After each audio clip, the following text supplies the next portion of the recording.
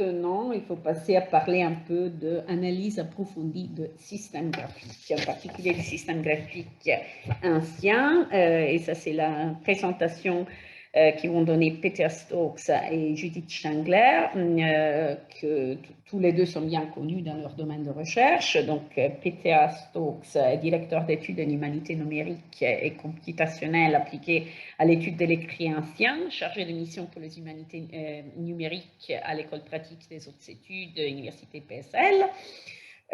Aussi laboratoire à Europe, donc encore archéologie et philologie d'Orient et d'Occident. Et ces recherches portent sur nombre de questions concernant la description et l'analyse des écritures manuscrites, avec une approche qui combine les domaines de la paléographie, de l'informatique, des humanités numériques et des contributions d'ordre théorique et applicatif, originel et significatif. Quant à Judith Schlanger, elle est spécialiste de paléographie diplomatique et sciences des manuscrits en caractère hébraïque du Moyen-Âge, avec une attention particulière pour les témoignages écrits de la Guénisa du Caire et les fragments des manuscrits hébraïques réutilisés dans des reliures d'autres livres dans le cadre du projet Books Reading Books. Elle est directrice d'études des manuscrits hébraïques et judo-arabes à l'école pratique des hautes études, en même temps présidente de l'Oxford Center for Hebrew and Jewish Studies à l'université d'Oxford. Mais Daniel, dans le chat, précise que Peter est désormais chargé des missions à l'école pratique des hautes études. Et donc, voilà, je leur laisse maintenant la parole pour nous parler de l'analyse approfondie des systèmes graphiques anciens. Merci Marilena, merci à toutes et tous d'être ici. Le moment, c'est que moi qui vais parler, mais évidemment, c'est le projet, donc Judith est très impliquée. Elle espérait d'y être aujourd'hui, mais je crois qu'il est peut-être un peu, mais quand même. Je vais parler de cluster 4 et le projet dedans.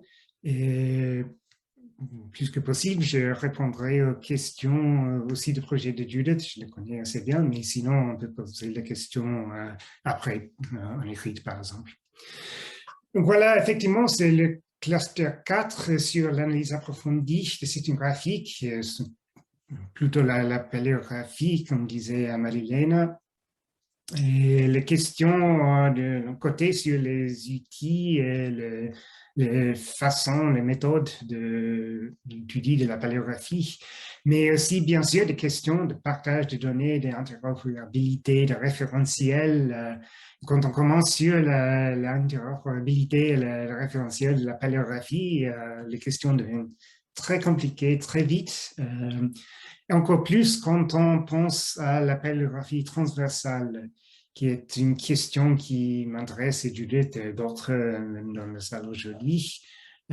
Comment est-ce que c'est bien possible de trouver une façon d'analyser les paléographies dans les systèmes différents d'écriture, même peut-être par le même scribe ou dans des contextes différents. Donc, ça marche, voilà, quelques défis de ce cluster. Il y a, donc, côté outils, trouver un système d'annotation et d'analyse structurée de systèmes graphiques anciens, bien sûr. Lié à ça, des outils et des ressources pour la paléographie, mais c'est la paléographie dans un sens large, et on arrive peut-être à la musique, ça serait une question intéressante à discuter, un petit peu aussi sur l'histoire d'art et d'autres aspects. Mais encore, la paléographie plutôt transversale, multi-script, multi-écriture, on peut créer les outils et les ressources pour les étudier. Pour faire ça, il faut un modèle conceptuel, c'est-à-dire un modèle un peu abstrait peut-être au début, citer des outils pour tenir compte de nombreuses conventions différentes, qui est très, très important. On a dit un petit peu sur cette question pour les textes, mais c'est bien une difficulté pour le partage de données et l'interopérabilité aussi. et aussi des défis posés par les écritures rares et anciennes dont on a entendu un petit peu déjà, par exemple dans le cluster 3. Et ça pose la question plus grande, une question centrale à Biblissima Plus, c'est comment aligner les différentes terminologies, les vocabulaires, les outils, les systèmes, les méthodes descriptives pour permettre l'interopérabilité, l'échange, l'interconnexion et toute cette partie-là qui est la partie un peu plus théorique peut-être de ce cluster. Donc il y a, comme toujours, je pense, les discussions théoriques qui sont bien transversales aussi aux autres clusters et la partie un peu plus pratique sur les outils qui nous sommes en train de créer ou que nous avons déjà créé. Sur les questions et les outils, pas toutes les questions outils, mais une grande partie était née dans le projet Scripter de PSL. Et ça explique aussi un peu la direction et surtout la partie de multigraphisme et multilingue. Donc, pour vous donner une petite sélection des langues qui a été traitée dans le projet Scripter, et donc en principe, continuer à traiter dans ce cluster au niveau que possible. Vous voyez ici, ce sont des langues, des écritures très, très variées, très, très différentes, avec les pratiques différentes, bien sûr, mais même, comme Daniel a montré, les mises en page, les directions, la variété énorme. Et ça rend le processus, même l'ingénierie de créer les outils, beaucoup plus difficile parce qu'il y a toujours le biais, on pense, les ingénieurs pensent, les navigateurs, les ordinateurs, on pense souvent à l'écriture linéaire, souvent gauche à droite, souvent de haut en bas. Mais on a déjà discuté, par exemple, l'écriture en cercle. Dans les directions différentes, ça devient beaucoup plus complexe pour les études, mais aussi pour la modélisation. Et ça rend très intéressant le travail de ce cluster. Donc, pour les outils, il y a 4 outils ressources pratiques qui sont le plus important. Le multipal, l'arbre palégraphique, les premiers 2 qui sont plutôt Judith, Archetype et Scriptorium, qui sont un peu plus moi, Daniel, qui a déjà parlé un peu de Scriptorium. Donc, je vais revenir sur Scriptorium, mais plus dans une direction un peu différente sur l'analyse graphique. Donc, juste pour vous montrer un petit peu, Multipal, c'est des tutoriels de paléographie. C'est un projet qui a été commencé encore dans Scripter PSL. Et comme vous voyez, c'est plutôt un projet pédagogique pour apprendre un peu comment lire les écritures différentes. Donc, ça a été l'idée, ce tutoriel interactif. On peut choisir une grande variété encore de langues.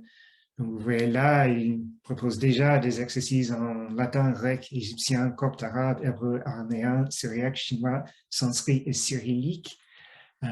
Une partie de Biblissima Plus, c'est bien d'ajouter plus des écritures, plus de données, plus des exemples sur Multipal. Donc voilà encore un petit peu ce qui est déjà disponible.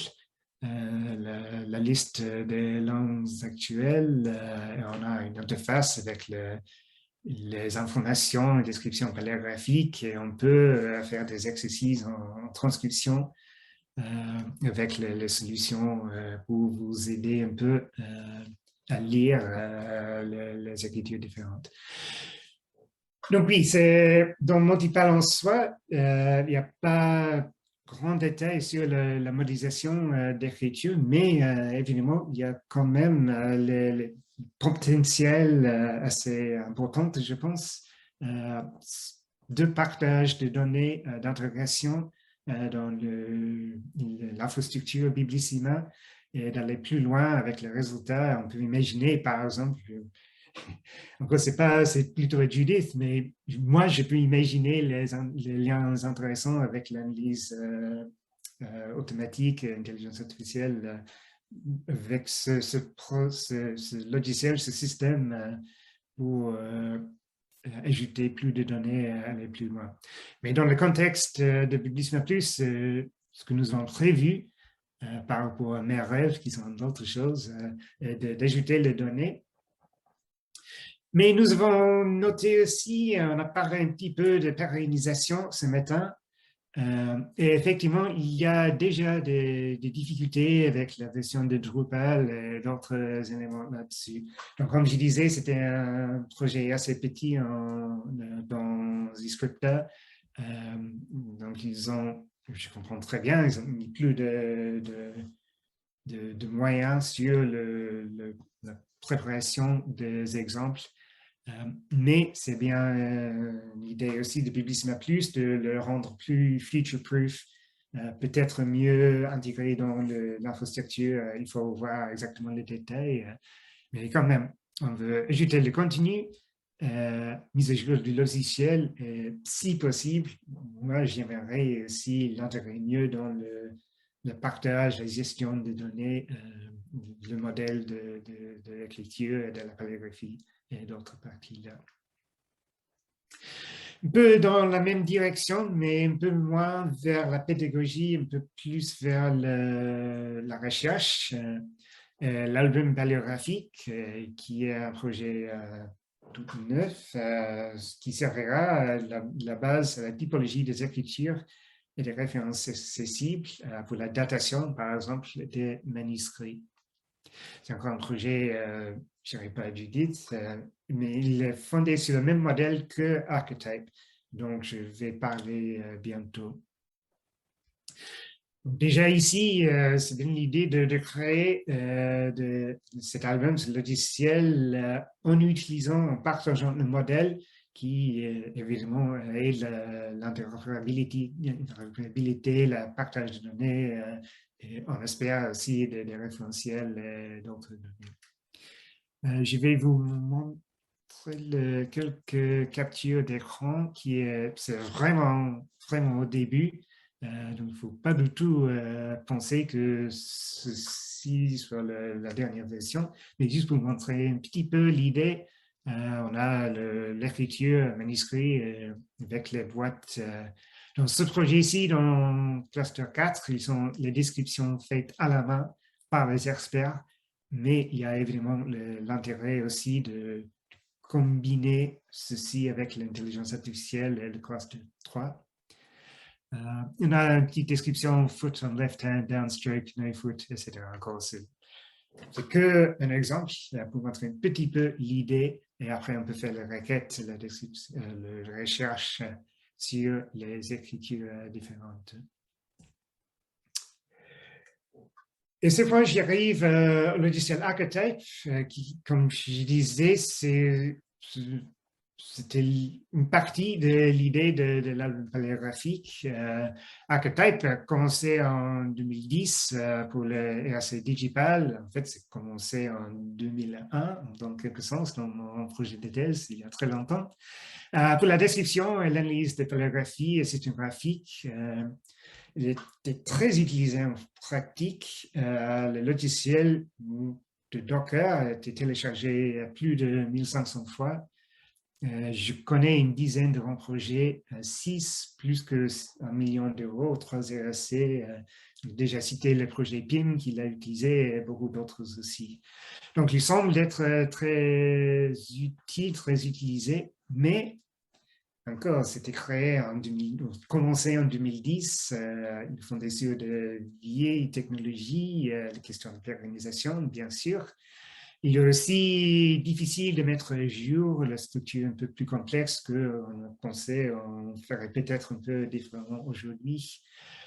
Et aussi, comme a été cité ce matin, il n'y a pas vraiment d'intérêt côté de soutien de projet parce qu'il n'y a pas de nouveauté. Si on met à jour un logiciel qui existe déjà, le projet ESC, ENR, etc. sont très peu intéressés. Et aussi peu d'interopérabilité, en partie parce qu'encore en 2010, il était beaucoup moins de possibilités. Et même aujourd'hui, il n'y a pas vraiment de standard pour la paléographie. Donc, ils fonctionnent toujours, mais pour combien de temps encore, c'est tout à fait une difficulté. Donc, dans cluster 4, on va peut-être mettre à jour Archetype ou peut-être prendre le modèle, la fonctionnalité et l'implémenter dans d'autres logiciels comme par exemple eScriptorium.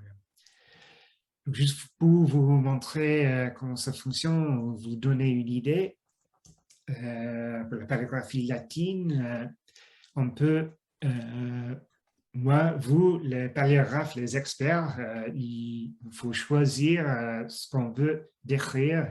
Il faut choisir un vocabulaire, comme ici, par exemple, le Gene, Silla, Hanks, Middle Age, etc.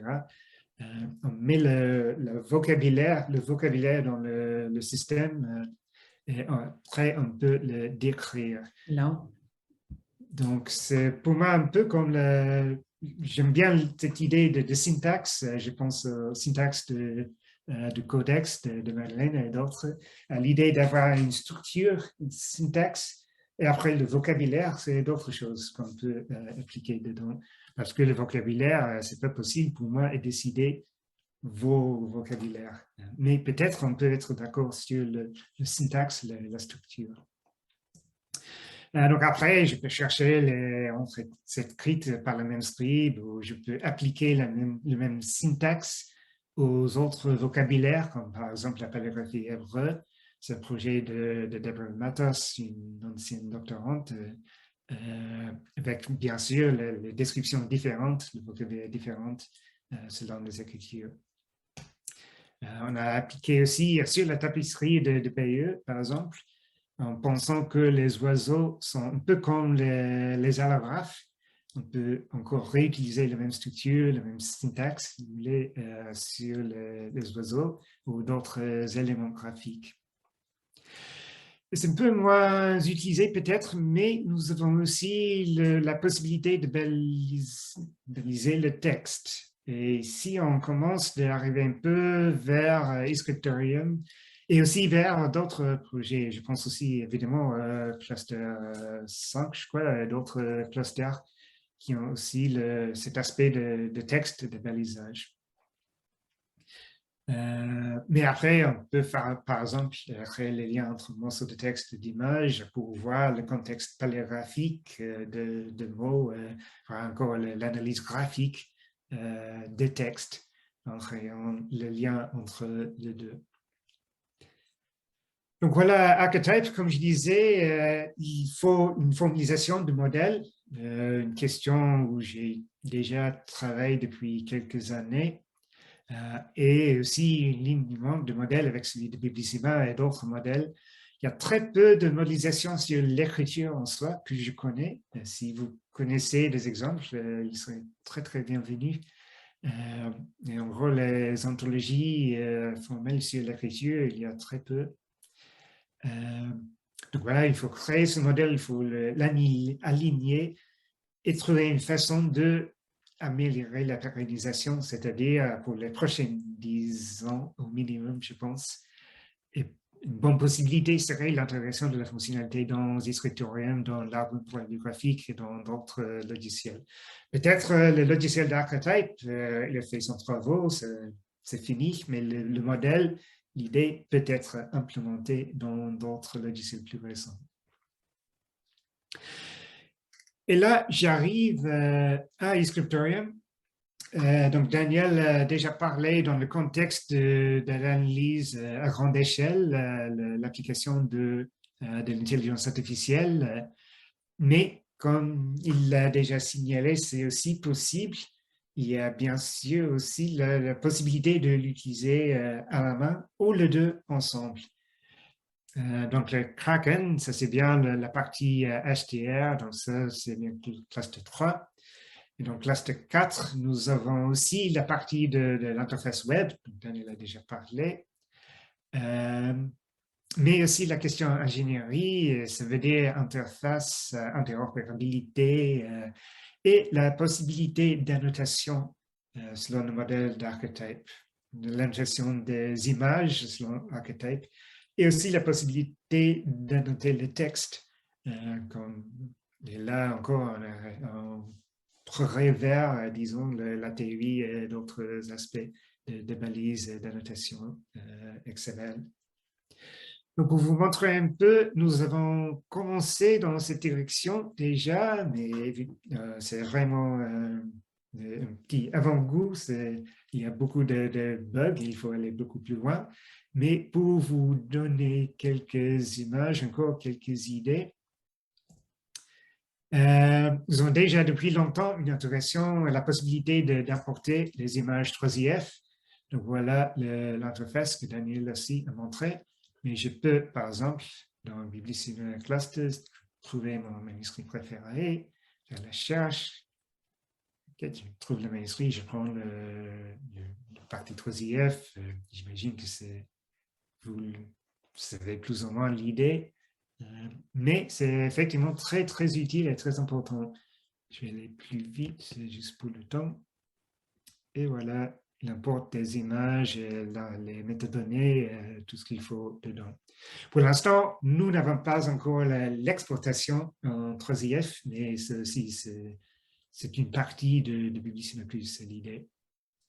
Donc, si vous avez un manifeste 3IF, vous pouvez importer vos données très vite et commencer, par exemple, la transition automatique que Daniel a déjà montré. Autrement, vous pouvez aussi l'utiliser pour la transition en allemand. Donc, voilà un projet d'une autre étudiante de l'EPG FEO.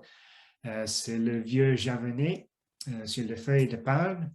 On a posé Marilène a posé la question sur les écritures.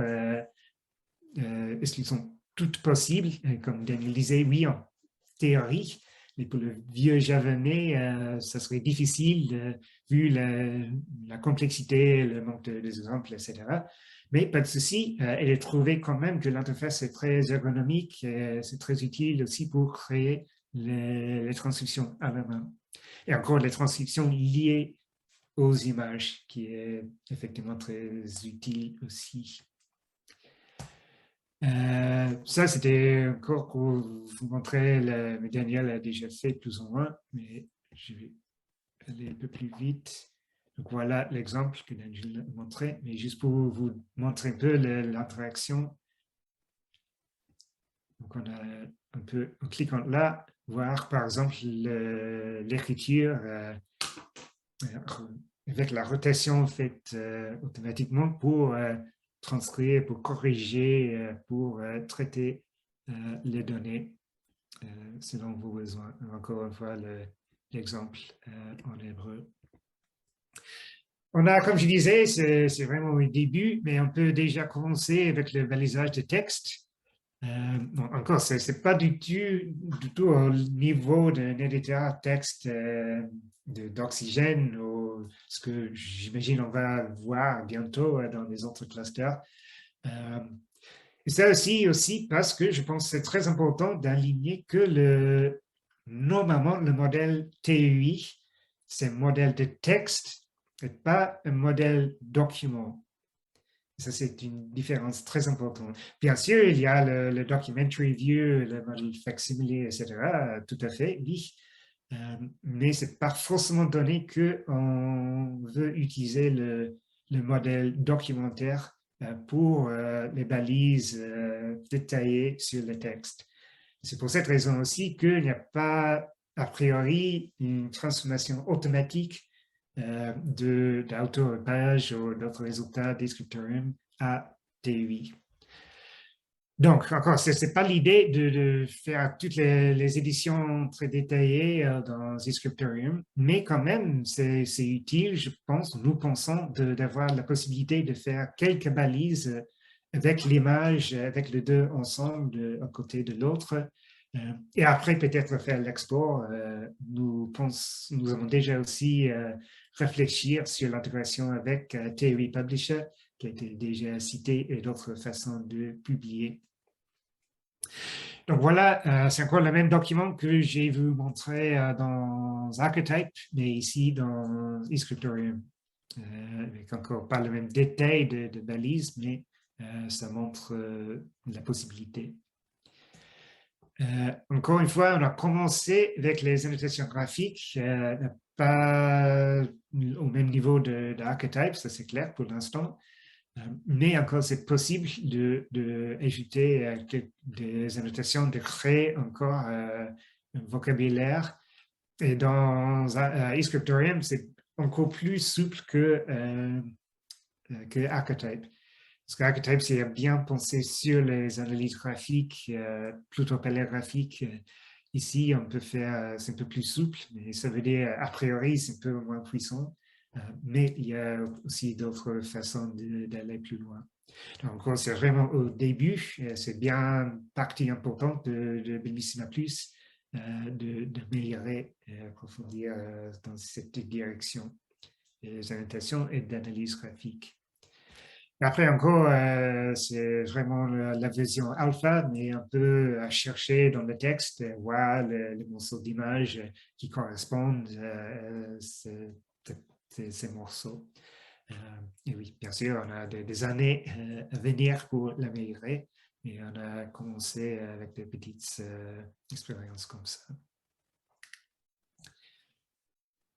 Donc, voilà un peu où nous sommes. J'ai déjà cité un peu les défis et les problématiques. Et encore pour nous, pour Bellissima en général, la question d'export, d'échange, de partage est très complexe et centrale, tout ce que nous faisons toutes et tous, je pense. Donc, on peut déjà importer et exporter des transcriptions en Alto Page XML.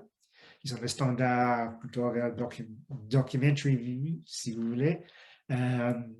On veut aussi ajouter le Web Annotations 3IF dans cette direction. Nous avons aussi des conversions de Alto Page à TUI. On n'a pas encore un export direct à TUI, mais comme je disais, ça m'intéresse vos pensées.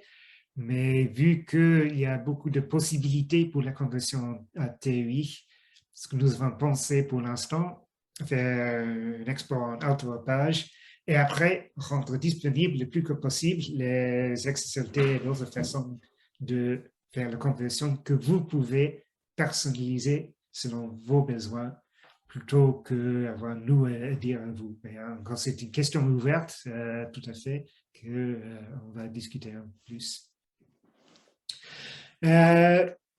Si, c'est plutôt une question pour classe 3, mais juste pour vous dire, c'est très important pour nous aussi qu'on peut importer et exporter les modèles, c'est-à-dire ici, je parle au modèle de l'intelligence artificielle, la segmentation en transcription.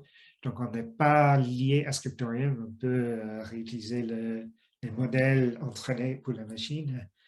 Et j'espère aussi, avec la formalisation de modèles dans le sens d'ontologie, le modèle de l'écriture, on peut aussi améliorer, comme je disais, le partage de données de paléographique et graphique. Mais effectivement, tout ça veut dire un modèle conceptuel en commun et des standards suffisamment précis, les standards pour la transcription, pour cluster 3 aussi, mais aussi pour la description de l'écriture. Comme moi, Marilyn et d'autres dans le CIPL, on sait très très bien que le standard de description de paléographie, c'est presque impossible. Je pense vraiment que c'est plus ou moins impossible que tout le monde soit d'accord 100% sur le standard de description et de transcription. Et c'est normal. Pour moi, ce n'est pas vraiment un problème, c'est une réalité de la recherche.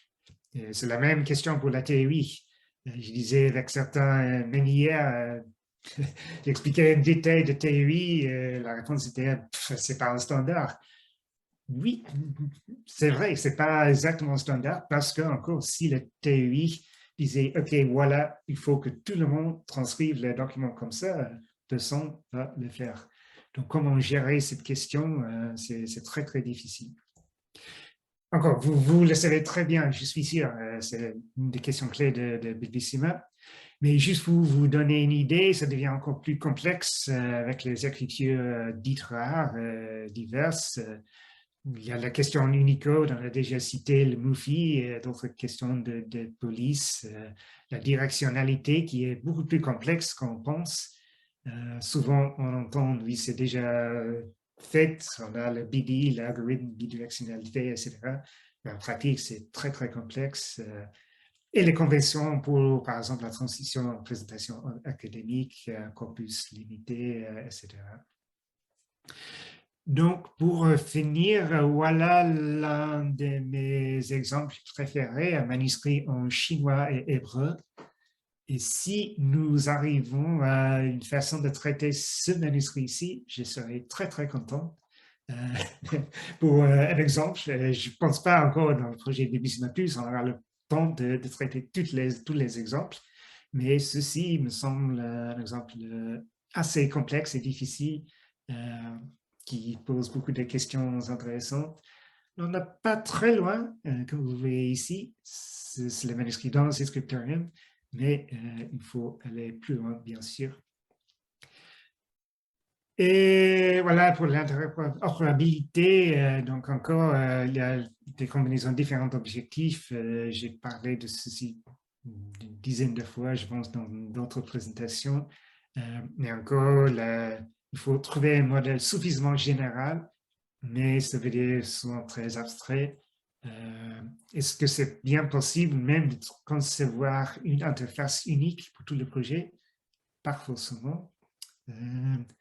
Et là aussi, un autre exemple dans le contexte paléographique qui, je pense, est très pertinent pour tout le monde.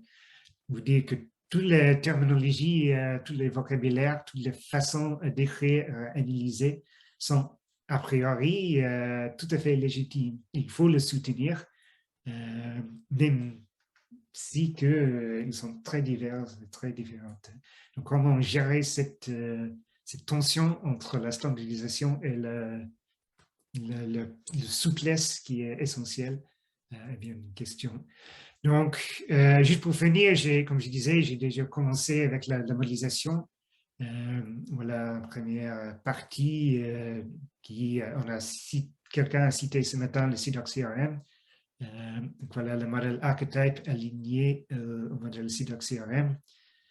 Et nous avons aussi dans la conférence de recherche, c'est une modélisation de text pairing object qui vient visiblement encore partie de syntaxe de codex et d'autres modèles dedans. Donc voilà, il y a plusieurs groupes, plusieurs discussions. Et j'espère qu'on peut peut-être pas arriver au modèle, mais au moins améliorer la modélisation, l'alignement, le partage des données pour l'analyse des écritures graphiques. Ça fait une demi-heure, ça c'est mon temps, donc juste pour finir, il y a bien sûr, bien visiblement des liens importants avec d'autres clusters. L'interopérabilité, comme je disais plusieurs fois, la cherchabilité, l'intelligence appliquée, les liens entre cluster 3 et cluster 4 sont très évidents, je pense. On est déjà on parle très souvent ensemble. Je citais un peu la question de source en TUI. L'analyse de manuscrits musicaux, ça m'intéresse. Il faut que je parle avec David et d'autres dans ce cluster parce que je vois la possibilité. Et encore des questions de référentiel, multilinguisme, encore l'interopérabilité. Pour toutes les cultures écrites, c'est bien partie de tout le projet Biblisme Plus. Donc, je m'arrête avec le remerciement pour le soutien différent que nous avons reçu dans le projet jusqu'ici et bien sûr dans l'avenir avec Biblisme Plus. Merci. Merci beaucoup, Peter. Comme d'habitude, j'ai vraiment très apprécié ton approche très engagée dans les humanités numériques, mais en même temps aussi très laïque, c'est-à-dire dans la réflexion sur ce qu'on peut, ce que pourra peut-être ou que pourra peut-être pas arriver à faire avec ces méthodes. Mais je voulais aussi faire une réflexion sur, sur l'impossibilité peut-être que le paléographe ne se mette jamais d'accord sur un protocole de description ou encore moins sur une terminologie univoque.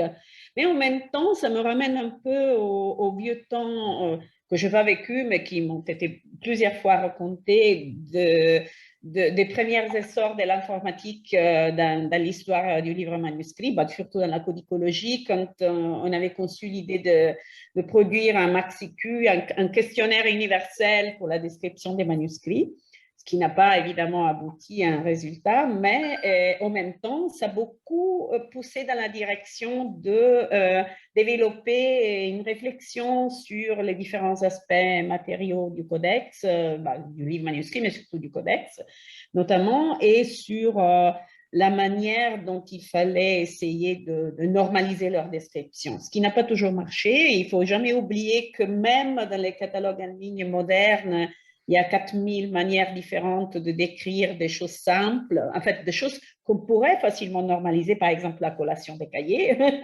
mais ça quand même donné des résultats positifs, même si ce n'étaient pas des résultats pleinement convaincants, dans le sens pleinement résolutif, si je peux dire comme ça.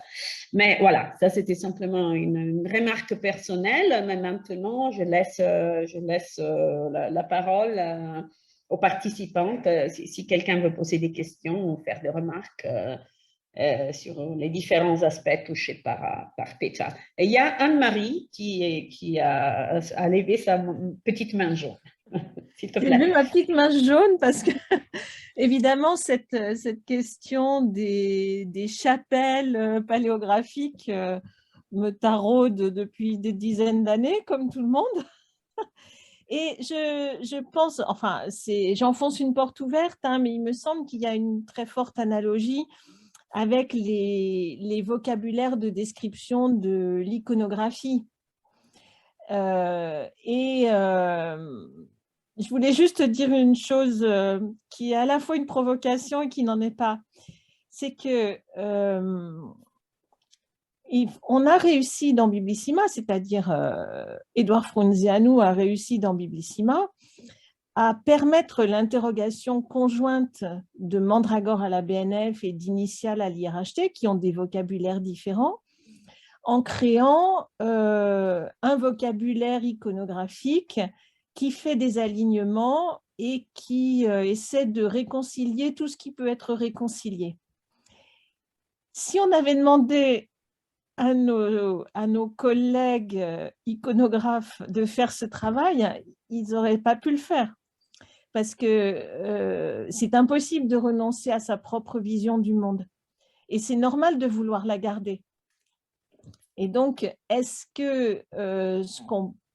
qu'il n'est pas possible d'essayer en fait de réconcilier un peu à minima tout ce qui peut l'être avec des systèmes, par exemple, d'équivalence multiples, puisque aussi bien les paléographes que les historiens de l'art, et pardonnez-moi tous, hein, je vais me mettre à dos deux communautés, mais aiment bien les notions floues. Parce qu'en fait, on en a besoin pour travailler, on en a besoin pour penser. Je donne toujours l'exemple de Bischoff qui met Lyon dans le sud de la France. Pour moi qui suis lyonnaise, ce n'est pas le sud de la France. Mais c'est vrai que si on coupe la France en 4, tac, eh ben c'est la moitié du sud. Ouais, c'est vrai. Et peut-être que du point de vue paléographique, c'est opératoire. C'est comme quand Bischoff dit nord-est de la France, ça veut dire 20 km à l'est de Paris, je crois. Ou peut-être un peu plus, 50, 100, mais c'est flou et ça a besoin d'être flou. Est-ce qu'on ne peut pas essayer d'avoir une approche un peu extérieure et dire, ben voilà, on a réussi à se rendre compte que entre tel vocabulaire utilisé par les paléographes de l'École normale supérieure de Pise et puis tel vocabulaire utilisé par les paléographes de l'École pratique des hautes études, il y a des terrains d'alignement possibles, tout en laissant chacun continuer à utiliser les vocabulaires qu'il aime bien utiliser et dont il a besoin pour penser. Voilà, c'est une question pour toi, Peter. Comment on pourrait faire? Est-ce qu'il y a moyen de faire quelque chose comme ça? Parce que ce qu'a fait Édouard pour l'iconographie, ça permet en fait de récupérer beaucoup de résultats. Peut-être il y en a qui échappent, je ne sais pas, mais ça met quand même en interopérabilité très, très, très largement les deux bases. Alors, c'est que deux bases, mais voilà. Est-ce qu'il n'y a pas un espoir, en gros?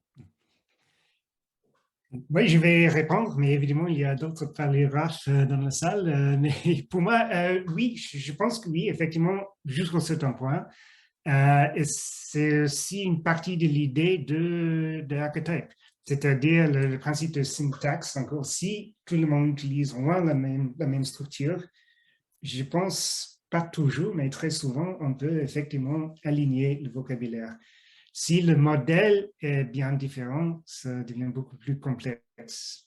Donc, c'était encore un peu l'idée, si tout le monde utilise le même modèle d'archétype, au moins il y a plus d'espoir, je pense.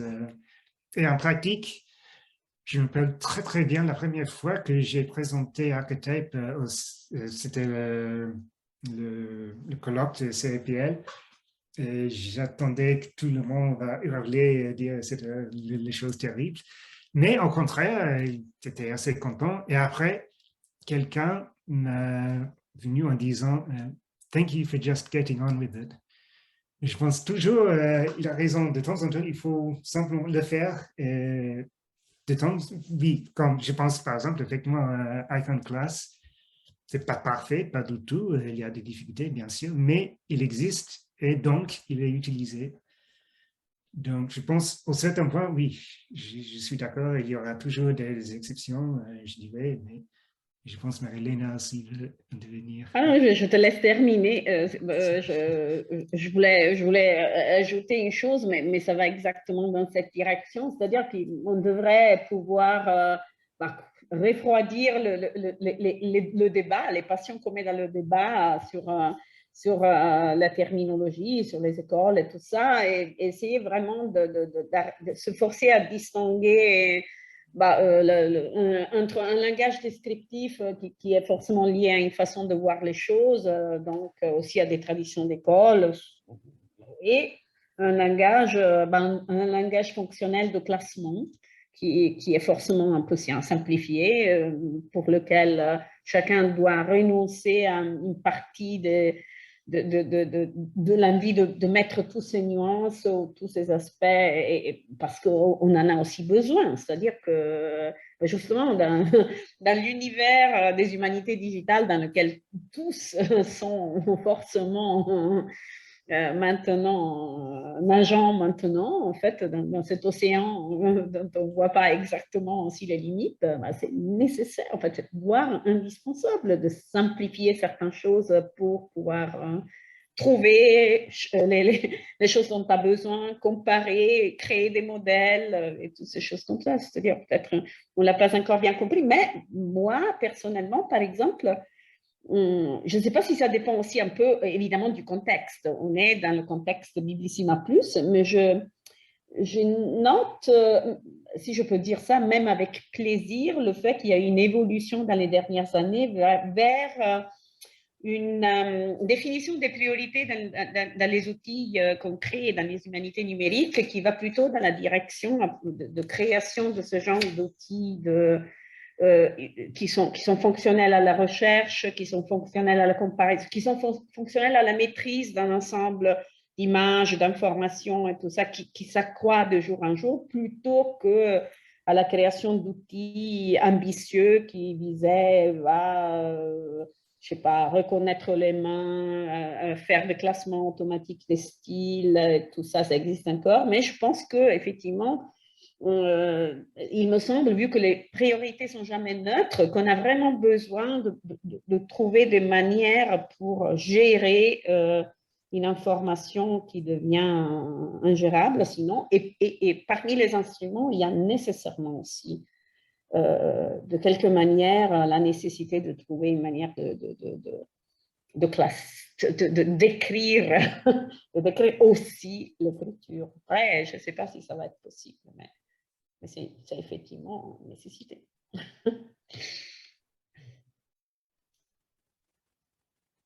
Il y a Dominique qui a aussi levé sa main jaune. Donc, Dominique Stutzmann, s'il te plaît. Alors, merci. En fait, je voulais réagir à la notion de simplification que tu viens d'évoquer pour rappeler une autre discussion qu'on a eue entre un paléographe à la Fondation des Treilles notamment, et un mot que j'ai employé tout à l'heure, je crois, dans ma présentation, celui de vérité terrain. En fait, il y a une chose qui est très importante, et je sais que Peter pense la même chose, c'est que dans cette opération de modélisation, ce n'est pas forcément une simplification qu'on mène, mais c'est surtout une opération d'explicitation des implicites. Et dans le flou qu'évoquait Anne-Marie, le flou, il n'est pas tellement sur la région, il est sur la coalescence dans un même mot nord-est d'une compréhension culturelle et d'une compréhension géographique chez Bischoff. Et en fait, aujourd'hui, on a les moyens de distinguer, dire, je pense que c'est l'univers culturel de, je ne sais pas quoi, de Corby, l'univers intellectuel de telle production australienne, et de l'autre côté, les coordonnées géographiques du lieu de production supposé. Et donc, au contraire, ce n'est pas une simplification, c'est une complexification, mais qui simplifie effectivement la façon d'aborder chaque question pour ce qu'elle est vraiment. Et ça, je crois que c'est vraiment un apport du travail de modélisation et du travail que fait Peter. Juste pour donner un exemple, au début de Digipal, on a rendu compte qu'on n'a pas une réponse, qu'est-ce que c'est une lettre? Vraiment, oui, tout le monde pense de savoir, mais si on rentre vraiment dans les détails, c'est pas clair du tout.